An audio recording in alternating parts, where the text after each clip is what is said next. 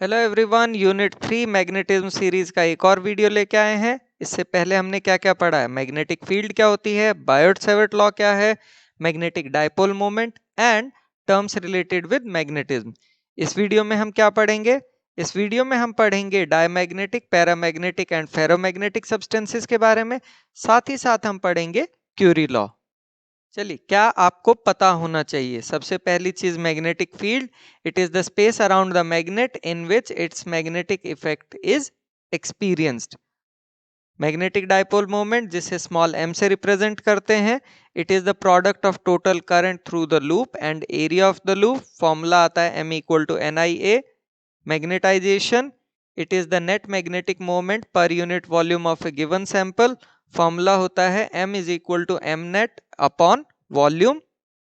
Magnetic intensity, it represents the degree to which a magnetic field can magnetize a material. Formula is H equal to Ni. Magnetic susceptibility, it is a measure of how easily a specimen can be magnetized. Formula is Xi is equals to M by H. Relative magnetic permeability, ability of a substance to permit magnetic field lines through it. Formula is mu r is equal to mu by mu naught, या आप कह सकते हैं B by B not.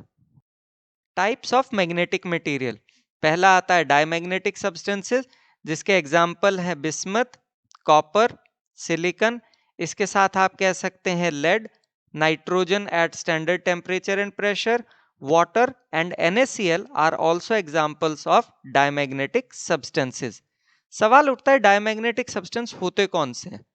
So those substances which have tendency to move from stronger to the weaker part of the external magnetic field are called as diamagnetic substances।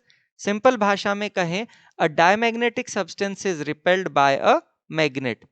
तो ये हो गया मेरा मैग्नेट, ये हो गया diamagnetic substance, and this diamagnetic substance is getting repelled by the magnet because it has a tendency to move from stronger to weaker part of the external magnetic field। When a diamagnetic material is placed in an external magnetic field, the field lines are repelled or expelled and the field inside the material is reduced। तो ये हो गया मेरा diamagnetic substance. जब मैंने इसे एक external magnetic field में रखा तो फील्ड लाइंस क्या है, देखो इसके बाहर से जा रही हैं क्योंकि वो रिपेल हो रही हैं, और इसके अंदर की मैग्नेटिक फील्ड कम हो रही है। When placed in a non-uniform magnetic field, the bar will tend to move from high to low field। यहाँ बार का मतलब डायमैग्नेटिक सब्सटेंस है।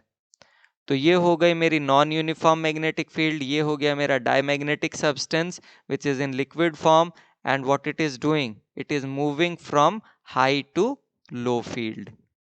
सवाल उठता है डायमैग्नेटिज्म होता क्यों है? तो देखिए, orbiting electrons in an atom are equivalent to current carrying loop and so they possess orbital magnetic moment। In diamagnetic substances, resultant magnetic moment in an atom is zero। लेकिन जब external magnetic field is applied, those electrons having orbital magnetic moment in same direction, they slow down, and those in opposite direction, they speed up।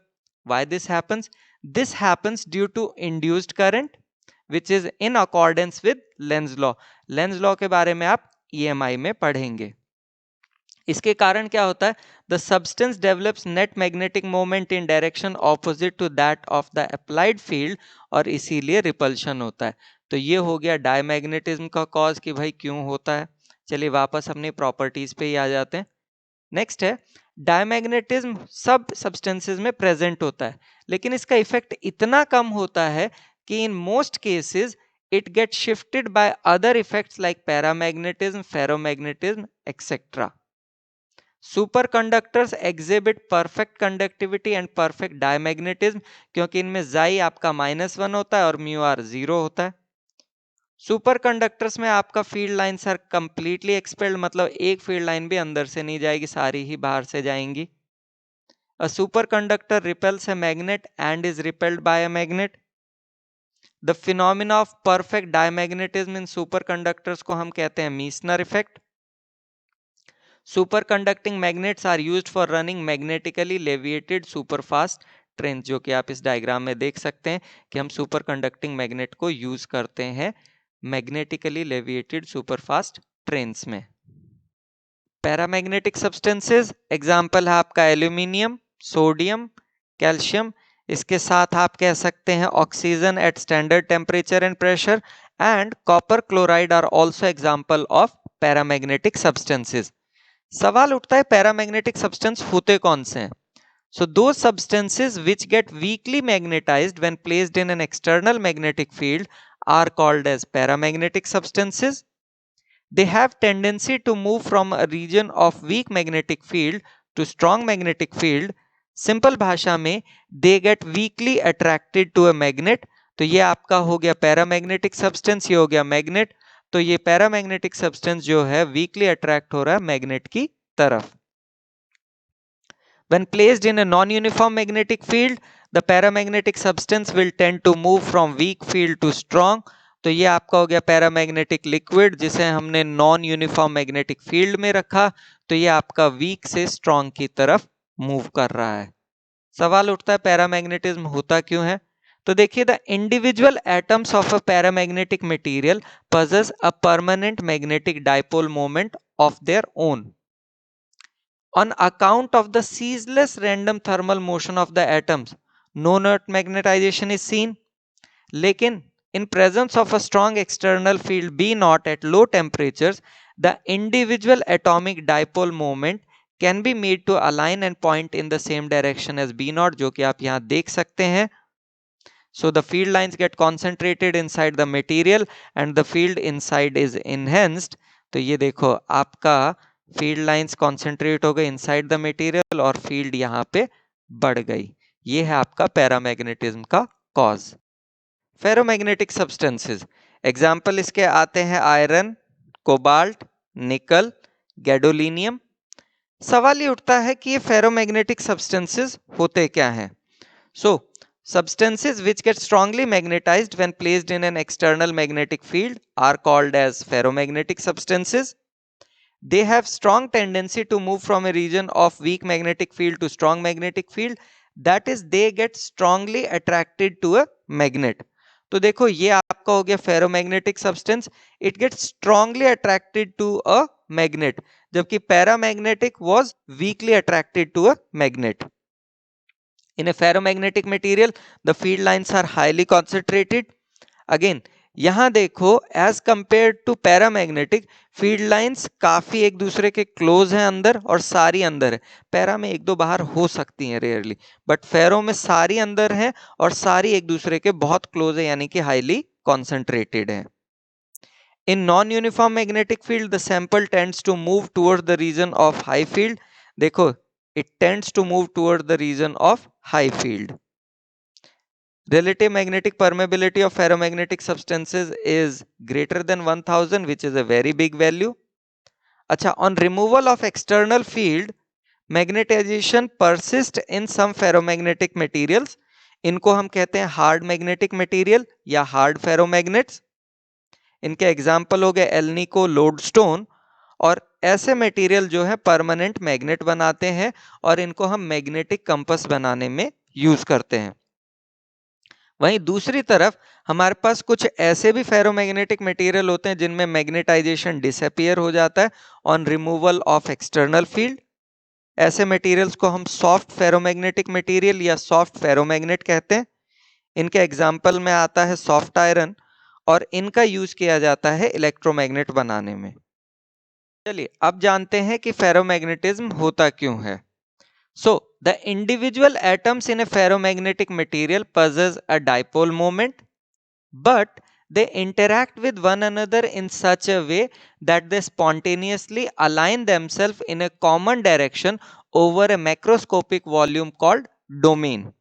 Her domain का जो size होता है, typical size, वो आपका 1 mm के बराबर होता है और उसके अंदर 10 to the power of 11 atoms होते हैं. हर डोमेन के पास एक नेट मैग्नेटाइजेशन होता है. इनिशियली मैग्नेटाइजेशन वेरी करता है randomly from domain to domain और बल्क मैग्नेटाइजेशन नहीं होता है. तो यहाँ पे जैसे आप देख सकते हो कि ये जो एरोज रिप्रेजेंट कर रहे हैं ये डोमेन को रिप्रेजेंट कर रहे हैं। तो यहाँ मैग्नेटाइजेशन तो है लेकिन बल्क में मैग्नेटाइजेशन नहीं है। अब अगर मैं external magnetic field B naught apply करता हूं तो डोमेन्स क्या कर रहे हैं, they orient themselves in the direction of B naught, और साथ ही साथ क्या है कि इनका साइज भी बढ़ जाता है, यानी कि ये सब मिलके एक जाइंट डोमेन बना लेते हैं जिसके कारण आपका फेरोमैग्नेटिज्म होता है। It can be observed under a microscope after sprinkling a liquid suspension of powdered ferromagnetic substance of samples. Comparison of di, para and ferromagnetic substances. तो देखिए कंपैरिजन करते हैं। सबसे पहली property attraction, diamagnetic are weakly repelled by magnet, paramagnetic are weakly attracted by magnet, ferromagnetic are strongly attracted by a magnet. दूसरा आता है magnetic moment, diamagnetic का जीरो होता है, बाकी दोनों का नॉन जीरो है। When placed in magnetic field, diamagnetic से मैग्नेटिक फील्ड लाइंस रिपेल करती हैं तो बाहर से ही जा रही हैं, पैरामैग्नेटिक में अट्रैक्ट होती हैं तो अंदर से जाती हैं, और फेरो में तो लगभग सारी ही अंदर से जाती हैं। मैग्नेटिक परमेबिलिटी यानी कि म्यू, डायमैग्नेटिक में 1 से कम होती है, पैरामैग्नेटिक में 1 से थोड़ी ज्यादा होती है, और फेरोमैग्नेटिक में तो 1 से बहुत ही ज्यादा होती है। मैग्नेटिक ससेप्टिबिलिटी, डायमैग्नेटिक में नेगेटिव, पैरामैग्नेटिक में पॉजिटिव एंड स्मॉल, फेरो में positive and large. Effect of temperature, diamagnetic में no change in properties with temperature, paramagnetic में होता है with rise in temperature loses magnetic property, और फेरोमैग्नेटिक में with rise in temperature start behaving like a paramagnetic substance. Curie law, diamagnetic obey ही नहीं करता है, पैरामैग्नेटिक और फेरोमैग्नेटिक दोनों ही ओबे करते हैं। When placed in non uniform magnetic field, diamagnetic moves from stronger to weaker field, बाकी दोनों moves from weaker to stronger field.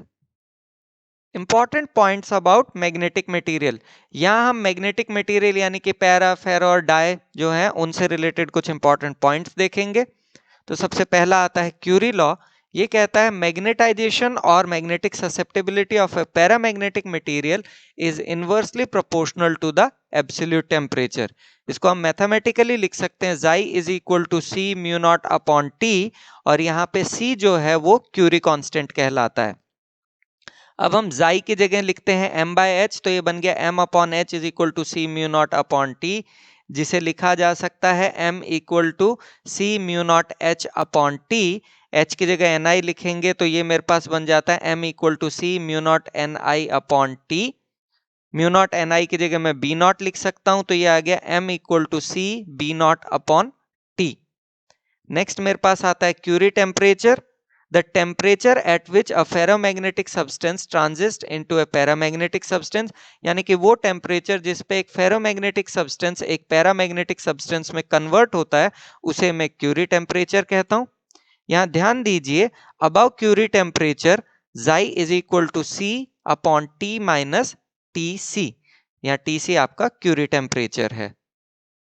Magnetic permeability mu diamagnetic के लिए 1 से कम होती है, पैरामैग्नेटिक के लिए 1 से थोड़ी ज्यादा होती है, और फेरोमैग्नेटिक के लिए तो 1 से बहुत ज्यादा होती है।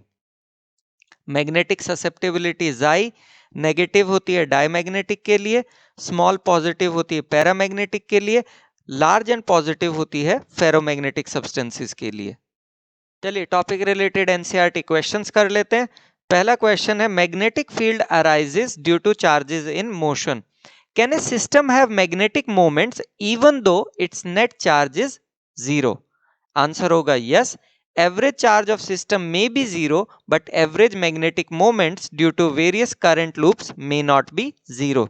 इसका एग्जांपल आता है पैरामैग्नेटिक मटेरियल, जहां पे atoms have net dipole moment though their net charge is zero.